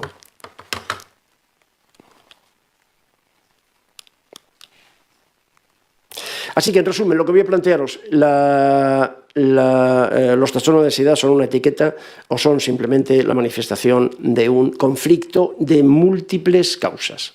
O sea, la pregunta, desde el punto de vista clínico, el paciente viene a nuestra consulta, tengo ansiedad. Vengo porque tengo ansiedad. Bien, la pregunta mía inmediatamente es esta, tengo ansiedad, le coloco, muchas veces utilizo exactamente este esquema, este dibujo con el paciente, cojo un folio, utilizamos mucho en nuestra consulta los papeles, los folios y los dibujos y los esquemas, ¿no? Entonces, vamos a ver, tienes ansiedad, pongo ansiedad, lo de trastorno no, pongo ansiedad y entonces pongo diferentes flechas, vamos a ver por qué. La pregunta siempre de la psicopatología, ¿no? Que me parece que tenemos que hacernos cada día, la pregunta es ¿cómo hemos llegado hasta aquí? O sea, ¿cómo ha llegado a la consulta mi paciente? Esto de que tienes ansiedad, el diagnóstico categorial DSM no me interesa nada y se lo hago saber al paciente desde el principio. No tiene interés que hablemos de ansiedad, vamos a hablar de tu malestar. Vamos a hablar del sufrimiento, pero la ansiedad es un diagnóstico en el que sinceramente no nos ayuda nada tener ese diagnóstico. Vamos a ver, ponemos ansiedad y entonces vamos poniendo flechas con signos de interrogación. La cuestión es, juntos, tú y yo, vamos a rellenar estos campos con los signos de interrogación. Vamos a ver por qué. Vamos a ver por qué tienes ansiedad, vamos a ver para qué. Porque a veces la ansiedad lo que hace es paralizarte, como todos sabemos. Claro. Entonces, a lo mejor el hecho de que te paralice está bien en este momento de tu vida. Vamos a ver por qué o para qué, ¿no? Y vamos a relacionarlo naturalmente con experiencias adversas. Siempre hay miles de estudios que relacionan las experiencias adversas infantiles, como no podía ser de otra forma, con ansiedad, con depresión o con cualquier otro tipo de trastorno mental y con enfermedades autoinmunes, naturalmente, y con cualquier tipo de enfermedad, cualquier tipo de trastorno, claro que sí, porque la capacidad para reaccionar adecuadamente a estímulos amenazantes se aprende en los primeros años de vida. Entonces, o tienes esos modelos internos de trabajo, ese libro de códigos que llamamos bien aprendido en los primeros años de vida, o si no, estás permanentemente toda tu vida sintiéndote amenazado. Por lo tanto, estás toda tu vida en un estado de ansiedad. ¿Por qué? Porque no sabes reaccionar, no sabes interpretar, no ya reaccionar, es que ni siquiera sabes interpretar. Interpretas como amenazante cualquier estímulo porque durante los 3 primeros años de tu vida fueron amenazantes casi todos los estímulos. Y ahí se organizan, como sabéis muy bien, conexiones neuronales muy estables para el resto de tu vida, y esto ahora con 20, con 30, con 40 años sigue exactamente igual. Ya no tienes unos padres que te amenacen, que te peguen, que te abandonen, no, ya eso no lo tienes, pero tu amígdala cerebral sigue respondiendo exactamente igual. Y le explicamos al paciente también la neurobiología de la ansiedad, la neurobiología del miedo, el trauma psicológico en relación con los trastornos mentales, todos. Esto está también absolutamente demostrado en miles de estudios que demuestran y que nos obligarían, teóricamente nos obligarían a pensar en trauma psicológico en todos nuestros pacientes, ¿no? Porque los motivos de consulta son eso, manifestaciones de sufrimiento, ¿no? Sufrimiento que es total, que no está fragmentado, que esta fragmentación la hacemos nosotros, ¿no? La hacemos los especialistas, y la ansiedad es siempre un grito de alarma, ¿no? Habéis oído esta diapositiva, la habéis visto 1000 veces, habéis oído, y me parece que es una buena manera de representar lo que quiero decir, que es el grito. El grito de alarma, ¿no? La ansiedad aparece en todas partes. Es muy fácil ver, esto lo comento siempre, ¿no? Ansiedad en revistas médicas, depresión y ansiedad en artritis reumatoide, mareo y relación con ansiedad y con depresión, ansiedad, fibromialgia. Está en todas partes, claro, si tienes fibromialgia, si tienes mareos, es muy fácil que tengas ansiedad, que sea concomitante, claro que sí. Así que lo que también, alguno de vosotros haya visto esta imagen, lo que es muy fácil es que nuestros pacientes estén exactamente así, y esto todos tenéis algún paciente o todos conocéis a alguna persona que tiene cada 6 meses una consulta con su psiquiatra, todas las semanas va a un psicólogo y en medio, pues cada semana tiene una cita en ginecología o en sexología, en respiratorio, luego también tiene síntomas de dermatología, además ya depende de la edad, pues empiezan a dolerle algunas articulaciones y también va a reumatología. Bueno, y va pasando por todos los servicios hospitalarios de su zona, es la seguridad social, la seguridad, como es la española, un sistema sanitario universal y gratuito. Esto es francamente sencillo, pero esta es la cuestión, esto es lo que estamos haciendo con Dolores. El psicólogo ve un trozo de Dolores, el psiquiatra ve otro, pero los otros especialistas ven, cada uno de ellos ve un trozo de Dolores, nada más que un trozo. La pregunta es ¿quién ha visto a Dolores, ¿no? ¿Quién la ha visto? ¿Quién la ha visto? Y esta es la propuesta, este es el tratamiento de la ansiedad. ¿De acuerdo? El tratamiento de la ansiedad es ver a Dolores, no ver a su ácido glutámico, ¿de acuerdo? Y no ver los síntomas, ver a Dolores entera y ver la historia de Dolores. Y para empezar con la historia de Dolores, porque la historia de Dolores ponía aquí, recuerda que la historia de Dolores, la tuya, la tuya, la tuya, la tuya y la mía, nuestra historia comienza el día que nuestros padres se conocen. O sea, la ansiedad de Dolores, la ansiedad nunca viene sola. Por cierto, no vais a encontrar jamás, que quede claro también, no vais a encontrar jamás un solo paciente con el diagnóstico de trastorno de ansiedad generalizada solo. Nunca, jamás. Un paciente ansioso tiene somatizaciones, muchas, tiene muchos problemas corporales y tiene además, como veíamos antes, otros diagnósticos psiquiátricos, si queréis hacer esa horterada de repasar el DSM-5 e ir aventando etiquetas. Nunca vas a encontrar una persona, no, yo estoy perfectamente bien y solo tengo ansiedad. No es posible, eso es una paradoja, no hay ninguna posibilidad, ¿no?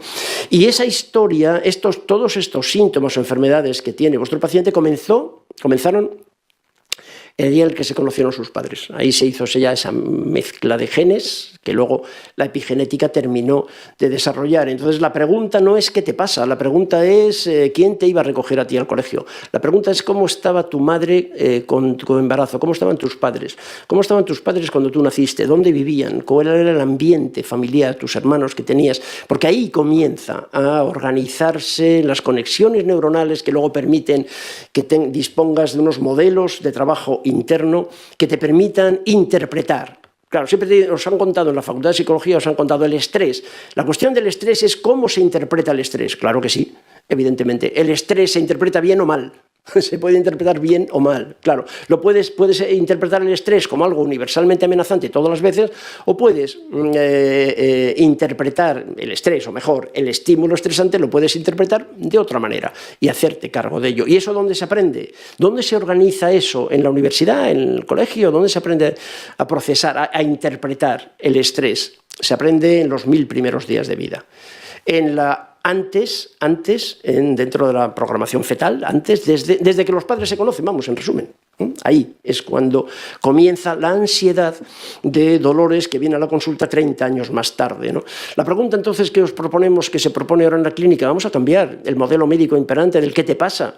Vamos a cambiar a ¿qué te ha pasado? Porque la pregunta, esta ansiedad que me traes o esta fibromialgia, me da exactamente igual. Nosotros lo hacemos. Lo que vemos no son diagnósticos, vemos personas, ¿no? Entonces, ¿qué te ha pasado? La pregunta es ¿qué te ha pasado?, ¿no? Dolores lo sabe. Y Dolores lo que tiene es miedo. Porque a Dolores, pues esto es uno de los casos, de los muchos casos, un resumen de uno de los muchos casos que podemos ver en la consulta cada día, ¿no? Esta chiquilla que yo recuerdo de hace un par de años, pues era una estudiante de psicología de una facultad de Madrid, que ella, sin embargo, era natural de Colombia. Claro, consultaba por síntomas. ¿Qué síntomas tenía? Ansiedad. Lo primero que me dice es que tenía ansiedad. Claro, ansiedad, pero luego pues también mucha labilidad emocional, estaba siempre tensa, le dolía el cuello, tensión muscular, bruxismo. Claro, os decía, es que nunca, el trastorno por ansiedad generalizada nunca viene solo, jamás. Es como las desgracias, jamás. Si nos quedamos con ese trastorno, estamos viendo solamente una parte muy pequeñita de Dolores. Tenía síntomas corporales, muchos síntomas, tenía insomnio, lógicamente, tenía somatizaciones, tenía problemas, le sentaba mal la comida, tenía pues, algo muy parecido a lo que hemos comentado antes, ¿no? Había sido diagnosticada de trastorno por ansiedad generalizada, lógicamente, y tomaba 2 benzodiazepinas diferentes, lo cual desde el punto de vista farmacológico es el colmo de lo estúpido, ¿no? Tomaba una, pero son todas iguales, más o menos iguales. Le daban una benzodiazepina por la mañana y otra benzodiazepina por la noche. No tiene absolutamente ningún sentido eso. Bueno, ¿qué le pasaba a Dolores? A Dolores lo que le pasaba es que estaba en pleno conflicto, en un conflicto tremendo, un conflicto que aquí resumo. Pues se había enamorado de un chaval, de un compañero de facultad, como ella me decía, es que es muy rojo. Sí, esas cosas pasan, de vez en cuando los hay. Un tipo muy rojo, un chaval ateo, y me decía, es muy ateo, no se puede ser, yo le decía, no se puede ser muy ateo, se es o no se es, y de hecho todos nacemos ateos, nadie nace musulmán ni cristiano, eso nos lo ponen después, pero tu novio pues es ateo y ya está, y además es muy rojo, y además, pero esto chocaba tremendamente con ella, así que estaba ocultando la relación naturalmente con su familia, como tenía ese conflicto entre sus creencias religiosas, lo que podía hacer y lo que no podía hacer. Las relaciones sexuales eran un verdadero problema, le dolía, tenía un deseo sexual muy inhibido, y ella, parte del problema, consulta porque la urgencia es que, porque todo eso lo llevaba más o menos, tomaba las benzodiazepinas, pero debería regresar a su país al finalizar la carrera, tenía que encontrarse con quedarse en Madrid con el ateo rojo, con el sociata rojo perdido ateo, o volver otra vez. Las dos cosas le interesaban, las dos cosas, deseaba las dos cosas. ¿Lo veis el conflicto? Los dos polos del conflicto. Ya está. La ansiedad era lo menos que le podía ocurrir, la ansiedad y el miedo, porque otra vez, lo que ella me decía cuando yo se lo preguntaba, es ¿qué es lo peor que puede pasar si tomas la decisión de cualquiera? Que pierdo lo otro. Ya está, claro, con lo cual tenía mucho miedo, porque no quería perder ninguna de las dos cosas, la vinculación con su familia o la individuación de su familia para formar entonces una nueva pareja, una nueva familia con el novio.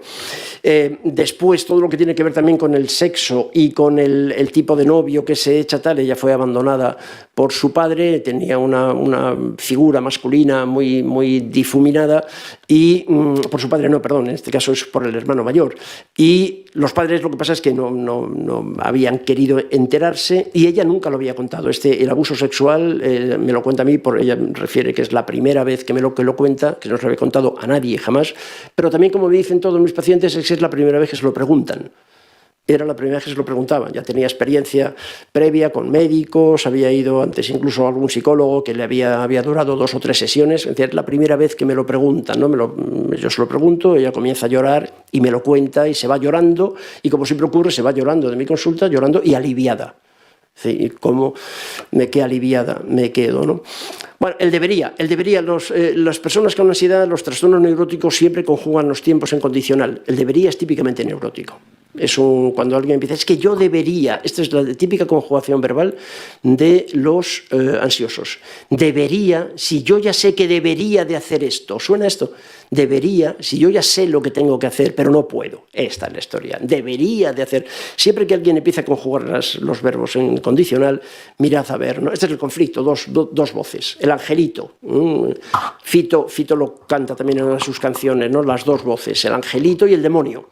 El angelito y el demonio hablándonos simultáneamente. ¿Nunca os ha pasado algo parecido? No hace falta que lo confeséis. Y la pregunta es retórica, porque claro que os ha pasado. O sea, no hace falta que lo confeséis, pero naturalmente que os ha pasado, y os ha pasado ayer, sin ir más lejos. Es decir, os pasa cada día. No me digáis que no, porque me asustaré. O sea, que naturalmente que os pasa, ¿no? Esa voz, ¿no? Aparco aquí, aunque está prohibido. No hace falta que el conflicto sea de grandes tintes sexuales, dramático-criminales. ¿Mataría a mi cuñada, la mato o no la mato? No, me estoy refiriendo a conflictos más de la vida cotidiana, para entender lo que es el conflicto, y luego ya entramos en si matas a la cuñada o no, ¿de acuerdo? Pero esta noción de conflicto del angelito y el demonio, estamos continuamente en ella. ¿Y qué hacemos? Vivimos con ello. Se puede vivir. No se pueden evitar los conflictos, simplemente hay que hacerse cargo de ello, ¿no? La RAE, que siempre me gusta mirar a ver, cuando voy a definir una palabra, lo primero que hago es mirarlo en la RAE. Pues la quinta acepción es una acepción psicológica, ¿no? Y me gusta mucho como lo definen. Coexistencia de tendencias contradictorias. Exactamente así, de tendencias contradictorias. Esto es lo que genera, esta coexistencia genera universalmente ansiedad. Y esto es en lo que está nuestro paciente, viviendo esta coexistencia de tendencias contradictorias. Ya está. Simplemente, capaces de generar, fijaos, la RAE va más allá, ¿no? Capaces de generar angustia y trastornos neuróticos, ya es muy antiguo, ya no hablamos con esa terminología, pero tendencias contradictorias. El conflicto psíquico es exactamente esto, cuando el sujeto presenta exigencias internas que se oponen entre sí. El caso que os contaba de Dolores, pues es un ejemplo más. O sea, debería de hacer esto, hay unas mañanas, me levanto por la mañana y unas mañanas tengo muy claro que tengo que dejar a este chico e irme con mi madre, y que tengo que, con mis padres, con mi familia, tengo que volver a Colombia, pero a lo mejor esa misma noche lo que pienso es exactamente lo contrario. ¿De acuerdo? Y así estoy todo el día. Estoy en un, ¿cómo te lo dicen ellos? Estoy en un sin vivir. Y es exactamente así. Están en un sin vivir. Entonces tiene angustia. La angustia no es más que uno de los muchos síntomas de grito de ayuda que hace esta persona, ¿no? Decía Bowlby, uno de los padres de la psicopatología, de la psicoterapia moderna, ¿no? Bowlby decía que, insiste en lo anterior, pero lo que quiero señalar aquí es la última línea, ¿no? Que lo que caracteriza al individuo sano es la capacidad para regular satisfactoriamente los conflictos, no para evitarlos. El conflicto es el estado natural de las cosas. Os habéis levantado esta mañana, cuando ha sonado el despertador, durante un segundo habéis pensado, ¿y si lo apago y me quedo? El conflicto, porque las dos cosas me apetecen, ¿no? El conflicto forma parte de la vida. Estamos en una situación de conflicto permanente. ¿Está claro eso? Vais al supermercado y ¿qué marca? Hay 14 marcas de mejillones en escabeche. ¿Y qué marca de mejillones en escabeche? Esto que cuento, exactamente esto, lo viví con un compañero psiquiatra croata hace 30 años, cuando un día se estaba instalando en Madrid, acompañándole al Corte Inglés de Princesa, al supermercado del Corte Inglés de Princesa, porque quería comprar cosas, se quedó absolutamente paralizado en un ataque de pánico, porque era absolutamente incapaz, no era Croacia entonces, era Yugoslavia, la antigua Yugoslavia, y se quedó absolutamente paralizado porque era incapaz de decidir entre esa oferta. Es que en Zagreb, en mi país, en Yugoslavia hay una marca de mejillones. Luego subimos a la planta esta a comprar cuchillos y ahí se marchó llorando, no puedo comprar cuchillos. Hay 70 tipos de cuchillos, no puedo comprar más, ¿no? Y el hombre se fue en pleno ataque de pánico. No podemos evitar el conflicto, lo que intentamos es regular satisfactoriamente los conflictos. Ahí estamos, focalizando entonces en el conflicto. Aquí está nuestra paciente Dolores. Por un lado, la dependencia simbiótica hacia su familia. Por otro lado, la individuación forzada, que ya lo intentó viniéndose a España. Pero se vino a España con la trampa para intentar separarse de la familia, pero se vino a España con una huida programada, porque tenía un retorno. O sea, venía a estudiar el grado, pero después de terminar el grado volvía de nuevo a Colombia. No es Colombia el país, estoy falseándolo, pero da igual, un país americano, hispanoamericano. Volvía entonces a su país. Y entonces eso le permitió tomar esta distancia. Pero claro, ahora está terminando. Está terminando y además se encuentra con este novio. Y ahora esta es la historia, ¿no? ¿Dónde se queda y cómo se queda, ¿no? ¿Qué hacemos en psicoterapia? Focalizar en esto. Focalizar en el conflicto para darle... No hacemos psicoterapia de la ansiedad. Entendemos que la ansiedad es una manifestación absolutamente razonable de esto y que lo sano es que esté ansiosa ante todo esto y que tenga síntomas, porque la decisión que tiene que tomar es una decisión difícil. Así que lo que vamos a hacer es acompañarla para darle recursos para que pueda básicamente manejarse con la pérdida, porque toda decisión comporta una pérdida. Ya está, pues poder hacer duelos, que es lo que nos diferencia, lo que nos hace madurar es la capacidad de hacer duelos. Los seres humanos estamos, o deberíamos, los seres humanos estamos haciendo duelos todos los días y nuestros pacientes, muchos de ellos, lo que les ocurre es que no los hacen, no pueden hacer duelos, pero la maduración es un duelo permanente, que comienza con el ratoncito Pérez, luego con los Reyes Magos, luego con la omnipotencia de los padres, pero la maduración, si os dais cuenta, es duelos de cosas que no se pueden hacer. Y duelos, toda la vida haciendo duelos. Parte de nuestros pacientes inmaduros, decimos, con sintomatología ansiosa, por cierto, también tiene que ver con eso, ¿no? Con su incapacidad para hacer duelos, ¿no? En resumen, el mejor tratamiento para la ansiedad, que quede claro, el Valium. Ese es el mejor, y lo digo con ánimo de provocar, lo digo, no, yo no receto, hace años que no receto Valium, y si receto Valium es solamente a los amigos, fijaos, el Valium es maravilloso, maravilloso, yo lo llevo y cuando viajo con mi familia y viajamos en avión y tenemos que dormir en un avión, naturalmente empiezo a repartir Valium, a hacer una dispensación de Valium algunas veces con algunos pasajeros de los alrededores que me preguntan y que yo se lo doy encantado, ¿no? El Valium es absolutamente maravilloso para el tratamiento de la ansiedad. Ya, y dicho esto, parafraseando a Johann Hari, porque lo que él dice exactamente no es la ansiedad, dice la depresión, pero yo me lo he apropiado. A mi paciente lo que le digo, la ansiedad no está en tu cabeza, la ansiedad está en tu vida. No está en tu cabeza y vamos a dejar de hacer cosas en tu cabeza, ¿no? La ansiedad está en tu vida. El motivo de consulta nunca es el problema. En resumen, pregunta, escucha y mira. Escucha y mira, no preguntes a tu paciente mientras tecleas en un ordenador. No preguntes a tu paciente mientras estás compulsivamente escribiendo notas al dictado. Mírale, porque tu paciente, uno de sus problemas es que no le han mirado suficiente. Uno de los problemas de todos nuestros pacientes es la falta de mirada a lo largo de su infancia. Y lo que hacemos de vez en cuando en la consulta es retraumatizarle, porque debemos hacer lo mismo, que es no mirarle, ¿verdad? Pregunta, escucha y mira dentro de lo que Bowlby llamaba una base segura, ¿no? Que es lo que tiene que ser la psicoterapia. Sé puntual. No tengas a una persona ansiosa 5 minutos esperando, porque eso le va a enloquecer. ¿De acuerdo? Sé puntual, organiza un encuadre terapéutico, porque el paciente sabe además que todo esto es lo que Christopher Bollas llamaba lo sabido impensado. Y bueno, para terminar, elige una técnica terapéutica y ahí me da exactamente lo mismo, la que queráis. ¿Por qué? Porque todas valen, porque os han contado en la facultad en el sentido de que la técnica, el modelo cognitivo-conductual es el más científicamente validado, el que tiene más pruebas de eficacia, de tal. No es verdad. Me duele mucho tener que comentaros que los Reyes Magos son los padres. lamento mucho sacaros de vuestra ilusión de que estáis manejando un modelo que es científicamente, que está validado, que tal. No es cierto eso, ¿no? Eso durante años parecía que era así, porque los únicos que investigaban eran ellos. ¿De acuerdo? Claro, cuando se han puesto a investigar otros y se ha empezado a investigar con otra metodología, resulta que la técnica, que es el 5%, la técnica es bullshit. La técnica es el 5% de la varianza. Lo que cura es el vínculo. Lo que cura es el vínculo, ¿de acuerdo? Y otras cosas, pero lo que cura es el vínculo. Y la técnica es el 5%. Así que elegid la que queráis. No hay modelos mejor que otros. No hay modelos, sí, perdón. Ya lo creo que hay modelos mejor que otros. Lo que no hay son técnicas mejores que otras para el tratamiento de la depresión. Y dejadme, por favor, que termine con esta frase del libro Existir, de Robert Neuburger, ¿no? Porque me parece que esto es lo que deberíamos de poner en la entrada de muchos centros clínicos de nuestro país, ¿no? Entrad todos, entrad los tristes, los humillados, los traumatizados, abusados, engañados, ¿no? Aquellos golpeados por la injusticia, por la desgracia, por las pérdidas, por la deshonra, por los sentimientos de culpabilidad, los heridos de la vida y los marcados por la existencia. Entrad tristes y salid deprimidos. Exactamente.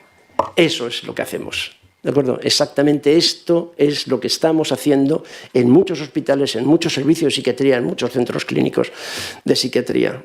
Convertir todo ese dolor en una etiqueta diagnóstica.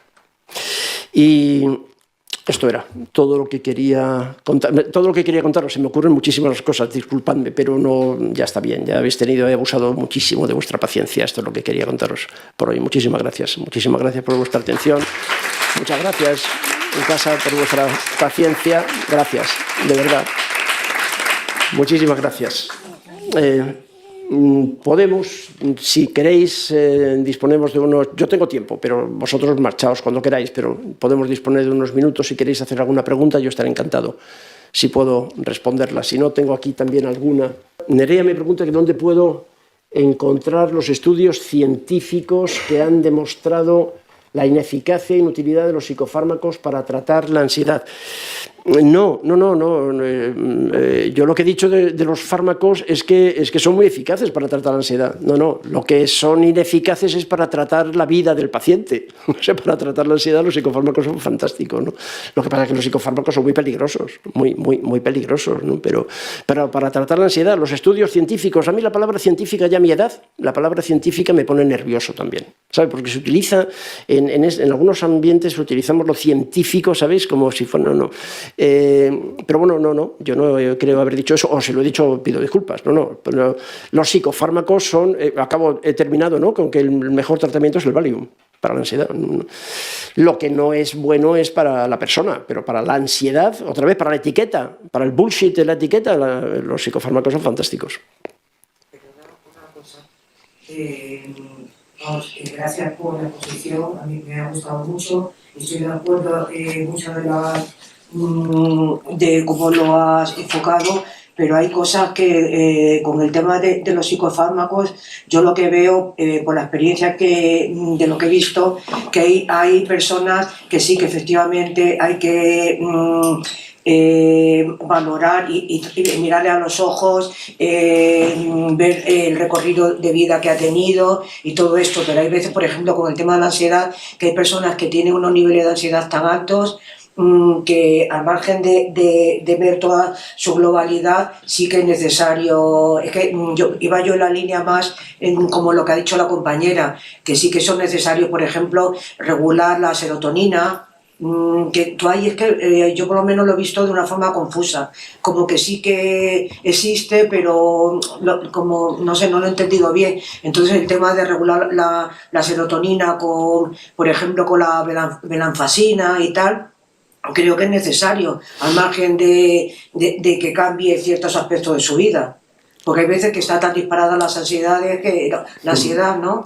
Claro, por eso están los psicofármacos. Los psicofármacos, los psicofármacos tienen tienen su utilidad, que no es la actual, no es la utilidad que se hace ahora mismo de ninguna manera. Pero lo que quiero señalar es que los psicofármacos son un recurso, no son el tratamiento. Lo que mi bronca está con que los psicofármacos sean el tratamiento. ¿Os dais cuenta de la diferencia? Los psicofármacos son un recurso, como tantos otros.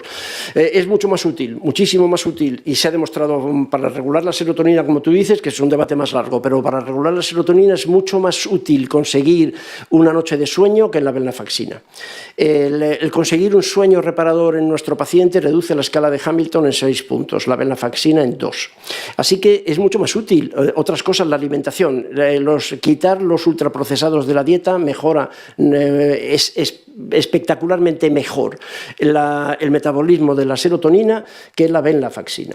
En cualquier caso, dicho esto, pero he dicho esto que me parece importante, ¿de acuerdo? Que antes de ponerle venlafaxina, a lo mejor lo que hacemos es pedirle a ver cómo hacemos con diferentes métodos para que duerma mejor y desde luego para que coma mejor, ¿no? Pero dicho esto, utilizamos fármacos. Yo utilizo fármacos, yo soy psiquiatra y receto, todos los días receto fármacos. Lo que pasa es que receto fármacos sabiendo para qué. ¿Y para qué son 15 días? Antidepresivos 3 meses, 6 como mucho. Esto es para conseguir, en todo caso, esa situación de distrés que me dices que, sobre todo en los pacientes con diagnósticos de psicóticos, hacen difícil la conexión personal, pero en una base segura, otra vez, en un encuadre seguro. Lo que pasa es que en los hospitales tratamos mal a los pacientes y con mucha frecuencia en los centros de salud, por falta de tiempo, de estructura y tal, lo hacemos mal. Sinceramente, yo creo que eso hay que decirlo. ¿O no? ¿Se puede decir? Sí, hacedme caso, se hace mal, lo hacemos mal. Y si no nos damos cuenta de que lo hacemos mal, seguiremos haciéndolo mal. O sea, me parece que esto tenemos que ponerle freno en algún momento. Se hace mal, tú trata a un paciente puntual, recíbele puntualmente, recíbele todos los meses, llámale por su nombre, mírale a los ojos. Hay un colega, un catedrático de psicología de Oviedo, que me gusta mucho, un buen amigo, Marino Pérez Álvarez. Él dice, acabo de leer un trabajo suyo, que dice, es mucho más importante la química interpersonal que la química cerebral. No me digas que no mola eso. Es exactamente así, es mucho más importante la química, el enamoramiento mejora. La serotonina mucho más que cualquier otra cosa, y la bilirrubina. La bilirrubina, eso es de Nochevieja. La serotonina se afecta, otra vez no es la causa, para simplificar, lo que quiero mantener aquí, y quiero dejarlo muy claro, es que la causa de la depresión de tu paciente no es el desequilibrio de serotonina, no lo es. Entonces podemos tratar en todo caso, podemos ayudar a equilibrar la serotonina con venlafaxina, que es el ejemplo que tú me pones, durante una temporada hasta que podamos establecer una alianza terapéutica y establecer, bien, puedo estar de acuerdo con eso, me parece bien, y utilizamos venlafaxina 6 meses, ni un día más, porque además de verdad que no hace falta. No hace falta colocar a una persona con más de 6 meses de tratamiento antidepresivo, le va a convertir en un consumidor de antidepresivos por el resto de su vida, probablemente, como hay muchísimos pacientes, muchísimas personas. Entonces, no, hay que saber para qué utilizamos los psicofármacos. Y yo los utilizo, no tengo problemas con eso. No me dan miedo, en absoluto.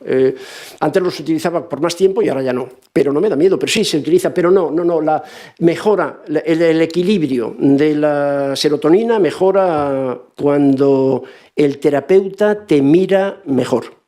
Y estoy hablando en serio, y eso también está bien demostrado. O sea, una buena vinculación terapéutica mejora el metabolismo de la serotonina vía oxitocina. Si es que esto es un poco de sentido común y lo sabe todo el mundo. Es decir, vía la oxitocina, que es lo que se segrega en la química interpersonal, en la relación terapéutica, en la relación de cariño, que el paciente se sienta querido, que se sienta mirado, que se sienta querido, que se sienta respetado. Y cuando he dicho lo de que seas puntual, no es baladí lo que he dicho, que seas puntual.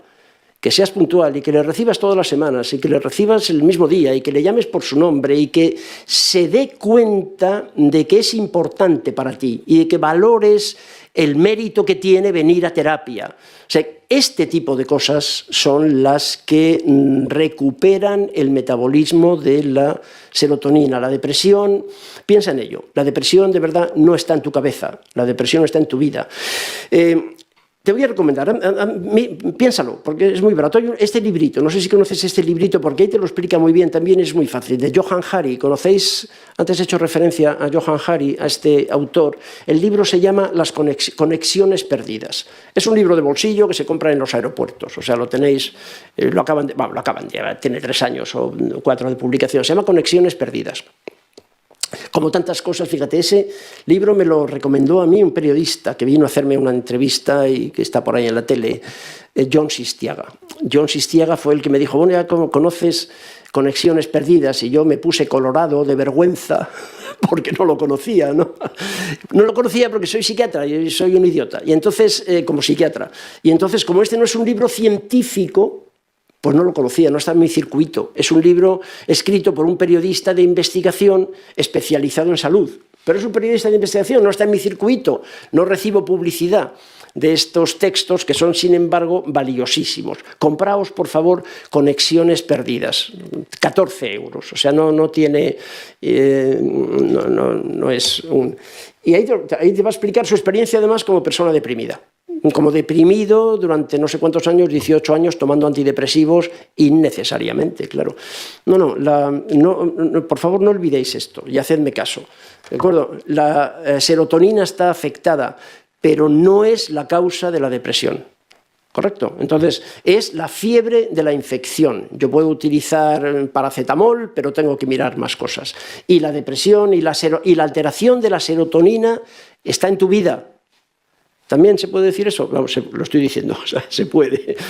La alteración de la serotonina está en tu vida y el equilibrio de la serotonina está en tu terapia. Está en tu vida también. Con los antidepresivos, no. Los antidepresivos son un recurso, nunca pueden ser el tratamiento. ¿Daos cuenta de ese matiz? Nunca pueden ser el tratamiento. Ningún psicofármaco puede ser el tratamiento. Como recurso, fantástico. Una pregunta que me hacen también aquí, Belén, es que ¿para cuándo la entrada de la menopausia en el DSM? Pues cuestión, nada, ningún problema, si están desatados. Así que no tienen ningún, claro, no sé, cuando quieran, es decir, no tienen... ¿Quiénes podemos parar esto?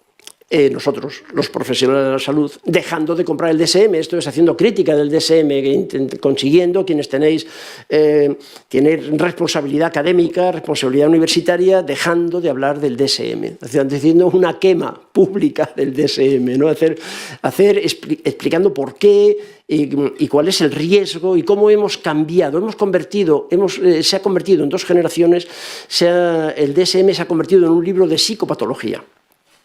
¿Os dais cuenta? Y eso es terrorífico, porque el DSM nunca quiso ser un libro de psicopatología, nunca, es simplemente un catálogo de manifestaciones del sufrimiento, pero en las universidades se ha convertido en un libro de psicopatología, de forma que ya no pienso el porqué, o sea, el porqué, esto de por qué hemos llegado hasta aquí, eso es de psiquiatras ancianos, sí, pero eso ya no. Los jóvenes, los psiquiatras jóvenes ahora van por el hospital con el DSM, el breviario del DSM en un bolsillo de la bata y con una lista de 20 medicamentos en el otro bolsillo.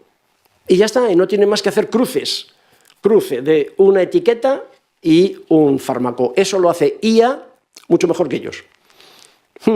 Y esto es lo que nos va a quitar el trabajo a nosotros, la IA, si seguimos haciéndolo así. Mientras sigamos pensando en qué te ha pasado y el cómo hemos llegado hasta aquí, y cuéntame tu historia, y voy a entender la ansiedad. Esta ansiedad es tuya, y esa ansiedad tiene que ver con lo que te ha ocurrido. Eso no lo va a hacer la IA, eso lo vamos a hacer nosotros y lo vamos a disfrutar y lo disfrutamos. Y bueno, pues tengo la suerte de tener aquí pues a Marta, a Judith, a Laura, personas, alumnas y compañeras, ¿no? de trabajo, que me han escuchado esto ya muchas veces, que tenéis una paciencia que yo os admiro.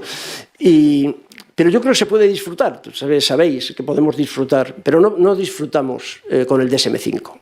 No, el DSM-5 en nuestra casa, como tú sabes muy bien, no está. No tenemos DSM-5 y no hacemos unos informes. Has hecho un informe de tu paciente espectacular y el diagnóstico de DSM-5 no está en ningún momento. Le hemos dado ese informe, le hemos leído ese informe al paciente y la paciente ha acabado llorando porque por primera vez en su vida se ha reconocido y no hacíamos referencia al DSM-5 en ningún momento. Y la paciente está absolutamente encantada porque por fin han dejado de hacerle diagnósticos horteras. Sí, yo creo que eso es exactamente así, ¿no? Colegas, yo estoy encantado, pero de verdad que me habéis hecho muy feliz. Muchísimas gracias otra vez. Muchísimas gracias a vosotros, muchas gracias a quienes estáis en casa por vuestra paciencia y por acompañarme esta tarde. Gracias, un beso. Chao. Gracias, de verdad. Muchas gracias.